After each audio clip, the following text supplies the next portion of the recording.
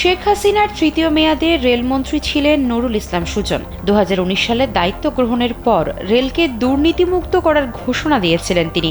তবে ৫ বছর ধরে প্রায় প্রতিটি ক্ষেত্রে করেছেন বিপরীত কাজ। ওই সময় একের পর এক কেলেঙ্কারিতে জড়িয়েছে রেলপথ মন্ত্রণালয়। অনিয়ম, দুর্নীতি আর ক্ষমতার চরম অপব্যবহার মিলিয়ে নুরুল ইসলাম সুজন নিজেই রেলের কালো বিড়াল হয়ে উঠেছিলেন। সূত্র বলছে ২০১৯-২০ এবং ২০২০-২১ এই দুটি অর্থবছরে ব্যাপক অনিয়ম দুর্নীতি হয়েছে বাংলাদেশের রেলওয়েতে। অনিয়মের কারণে শুধু এই দুই অর্থবছরেই সরকারের ক্ষতি হয়েছে ৭৭,৫,৭১,২৩৩ টাকা।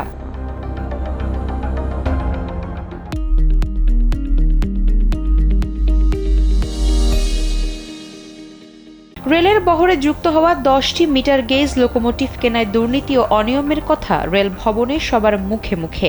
ইঞ্জিনগুলো ক্রয় চুক্তি অনুযায়ী সরবরাহ করা হয়নি। চুক্তিতে ৩,০০০ হর্স পাওয়ারের ইঞ্জিন দেওয়ার কথা থাকলেও ২,০০০ হর্স পাওয়ারের ইঞ্জিন সরবরাহ করা হয়েছে। ৩২,৬৮,৬৯,০০০ টাকা মূল্যের এসব ইঞ্জিন সরবরাহ করেছে দক্ষিণ কোরিয়ার হুন্দাই রোটেম কোম্পানি। সম্প্রতি প্রধানমন্ত্রী কার্যালয়ে জমা দেওয়া সরকারের একটি সংস্থার প্রতিবেদনে এসব তথ্য উঠে এসেছে। ২০১৮-১৯ অর্থবছরে রেলের আধুনিকায়নের নামে তালা, বাঁশি, বালতি, ঝান্ডাসহ ২০ ধরনের পণ্য কেনাকাটাতেও ব্যাপক দুর্নীতি হয়েছে বলে রেলের অভ্যন্তরীণ প্রতিবেদন থেকে জানা গেছে। এর মাধ্যমেও লোপাট হয়েছে কোটি কোটি টাকা। এ ঘটনায় রেলমন্ত্রীর নামমাত্র ব্যবস্থা নিলে শেষ পর্যন্ত দুর্নীতি দমন কমিশন তাতে হস্তক্ষেপ করে। অনিয়ম দুর্নীতির বিরুদ্ধে খোলাখুলি কথা বলায় রেল মন্ত্রণালয়ের অতিরিক্ত সচিব মাহবুব কবির মিলনকে ওএসডি করার ঘটনা ছিল আলোচিত বিষয়। রেলের নানা অনিয়ম দুর্নীতির বিরুদ্ধে সোচ্চার হওয়ায় ওই সময় মন্ত্রীর নির্দেশে তাকে রেল মন্ত্রণালয় থেকে সরিয়ে দেওয়া হয়েছিল বলে অভিযোগ রয়েছে। যদিও তখন মন্ত্রী নুরুল ইসলাম সুজন বলেছিলেন মাহবুব কবিরকে সরানোর কারণ তার জানা নেই। বিষয়টি নিয়ে কথা বলার জন্য মাহবুব কবিরের সঙ্গে যোগাযোগ করা হলেও তিনি কোনো মন্তব্য করতে রাজি হননি। এই কর্মকর্তা ২০২১ সালে ৩০ নভেম্বর অবসরে গেছেন।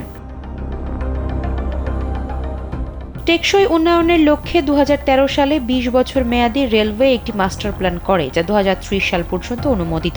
এর অধীনে ২,৩৩,৯৪৪ কোটি টাকা ব্যয় করা হবে বলে জানা গিয়েছিল। এসব প্রকল্প ঘিরে রেলপথ মন্ত্রণালয়ের রন্ধ্রে রন্ধ্রে অনিয়ম আর দুর্নীতি হয় বলে দুর্নীতি দমন কমিশনের এক প্রতিবেদনে উল্লেখ করা হয়েছে। ২০১৮ সাল পর্যন্ত পঞ্চগড়ে কোনো আন্তনগর ট্রেন ছিল না। ২০১৯ সালে এই জেলার সন্তান নুরুল ইসলাম সুজন পান রেলমন্ত্রীর চেয়ার। এরপরই নিজ এলাকায় রেল পরিষেবার পরিধি ব্যাপকভাবে বৃদ্ধি করেন। রেলের একাধিক সূত্র জানায়, মন্ত্রী তার নিজ জেলায় বাড়তি রেল সুবিধা চালু করতে গিয়ে অন্যান্য জেলাকে বঞ্চিত করেছেন। এমনকি নিজের প্রয়াত ভাইয়ের নামে ২০১৯ সালে পঞ্চগড় স্টেশনের নাম পরিবর্তন করে বীর মুক্তিযোদ্ধা সিরাজুল ইসলাম রেলওয়ে স্টেশনও রাখেন তিনি।